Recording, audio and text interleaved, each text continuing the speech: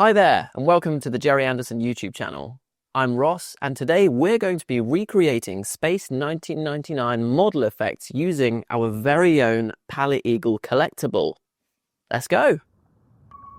First of all, with Space 1999 taking place on the moon, I needed to make the moon. I started by finding an offcut of OSB, which was about half a metre squared. It didn't really matter how big it was, as long as it gave enough space to fit our Eagle collectible on. Next, I wanted to give the impression that this diorama is a crater on the moon, so I found some spare bits of polystyrene and glued them to the wood, forming some rocky outcrops in a semicircle. After that, it was time for the classic paper mache. Instead of glue, I used some flour and water with some spare newspaper and got to work on covering over the polystyrene as best I could.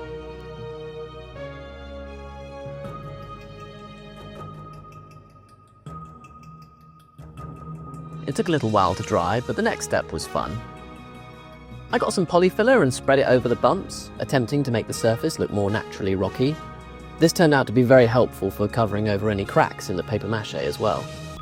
I pressed a coin into a few dollops of wall filler and then tried to spread it in a way that would make it look like a very small crater, just to help sell the illusion a little more.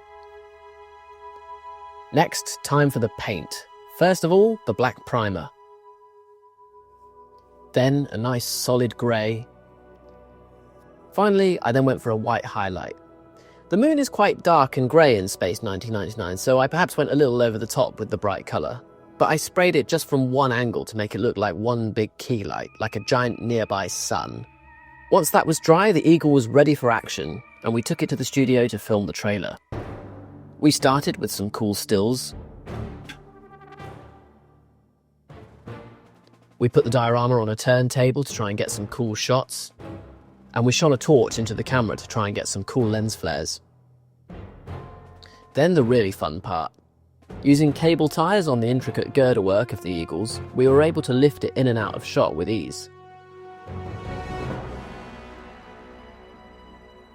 Next, just like in the show, I wanted to give the idea of jets blasting moon dust all over the place when the Eagle lands. I started by drilling a hole in the diorama and sticking a canister of compressed air through it with some flour in the nozzle. It created a cool effect, but it wasn't quite right. I also forgot to film the first take in slow motion. The next attempt worked pretty well. We actually found it worked best with the canister blowing down on the diorama rather than up through the hole, especially for the landing shots. We did a few practices until we had lots of takes in the bag, but finally it was time to edit. Using Final Cut Pro X's magnetic mask, we were able to erase the strings. We probably could have done this in camera with a little bit more lighting trickery, but we don't have Brian Johnson's Season 1 budget, unfortunately. I comped in some stars into the background and did just a little bit of colour grading to try and match the show as best I could.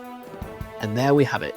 Given that these collectibles are smaller than the original shooting models, and we did it with pretty much household items, I think we made a fairly decent job of it, certainly for a first attempt. I even had permission to try an Eagle crashing shot just for fun. This wasn't going into the trailer, but you can enjoy the mess around here. Nowhere near perfect, but we'll get there next time. So, what did we learn? Well, comparing it to shots from the show, I would certainly darken the moonscape a little bit more next time.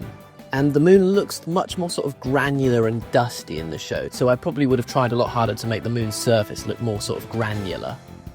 I think the lighting is also quite harsh in Space 1999, very high contrast, so next time we'll address that. And it might be nice to get some slightly wider shots as well. Let us know what you thought and what other model sequences you might like to see us attempt.